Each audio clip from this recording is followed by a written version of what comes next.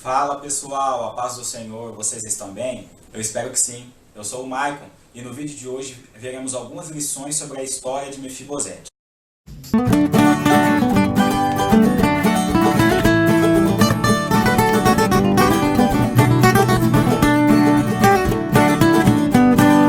Segundo Samuel capítulo 9, aprenderemos uma história muito bonita e bastante conhecida, a história de Mefibosete. Um menino que pertencia a uma família real, um menino que tinha todos os prazeres para serem cultivados, tinha riquezas, tinha um reinado, tinha o seu pai, tinha o seu avô, ele era filho de Jonathan, neto de Saul. Porém, a vida de Mefibosete, no capítulo 4 de 2 Samuel, ela vai ser alterada. A vida de Mefibosete vai ter um novo rumo, depois que o seu avô e o seu pai, eles são mortos frente ao campo de batalha em uma guerra em Israel. Naquela época, os inimigos, depois que matavam o rei, matavam seus filhos, ele vinha atrás da sua família, para poder matá-los também, porque temiam que essas pessoas, esses filhos, pudessem crescer, eles ajuntassem tropa e voltassem para uma nova guerra, requerendo a vingança pela morte de seus entes queridos e também a sua propriedade, que legitimamente era deles por direito. A Bíblia diz que agora os inimigos vão voltar para a casa de Saul, para a propriedade, para poder encontrar os seus filhos, para poder matá-los. Mefibosete, ele tinha uma pessoa responsável para estar sendo a babá e sabendo de toda a história, de todo o costume da época. Quando ela fica sabendo que Saul e seus filhos foram mortos frente ao campo de batalha, ela tenta proteger Mefibosete, porque ela sabia que iria acontecer alguma coisa com aquele menino. Então ela, num ato de proteção, ela pega aquele menino de forma desesperada, de forma impensada, e sai correndo para tentar salvar aquele menino, sai correndo para tentar esconder aquele menino. Porém, no ato da sua fuga, no ato do desespero, ela vai se descuidar e vai deixar o menino cair ao chão. E essa queda vai marcar a vida de Mefibosete, porque a Bíblia diz que ele vai ficar paralítico, ele vai ficar coxo de ambos os pés, perdendo o direito de andar. Então imagine, agora Mefibosete teve a perspectiva de sua vida mudada totalmente, ser retirado do palácio, ser a sua zona de conforto, e vai ser levado agora para as terras de Lodebar, que a história diz que eram terras que ninguém queria morar, eram terras que ninguém desejava habitar, eram terras que não tinha beleza nenhuma, e agora ele está sentenciado a passar a sua vida ali, a passar a sua infância ali.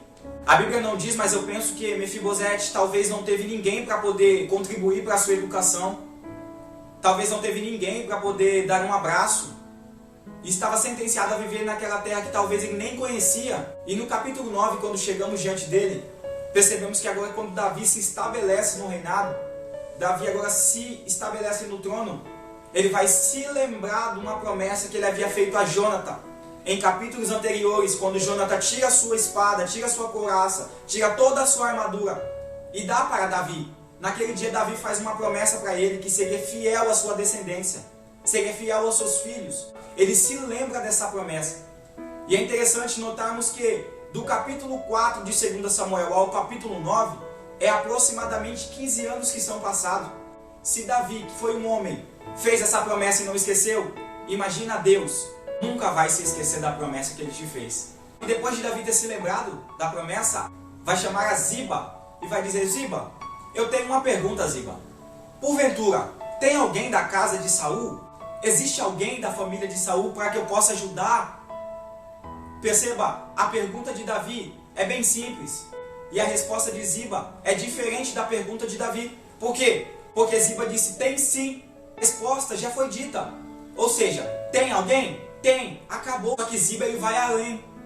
Ziba, ele vai tomar de um comportamento que é costumeiro até hoje. Por quê? Porque além de dizer tem sim, ele vai além dizendo: Mefibosete, filho de Jonathan, aleijado de ambos os pés.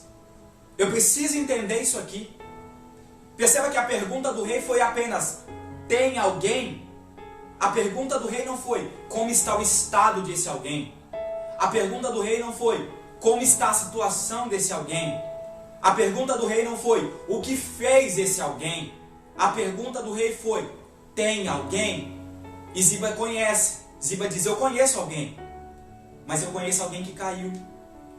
Perceba que a queda de Mefibosete foi há 15 anos atrás. E 15 anos depois, Ziba ainda estava se lembrando, dizendo: eu conheço alguém que um dia caiu. Eu conheço alguém que um dia errou.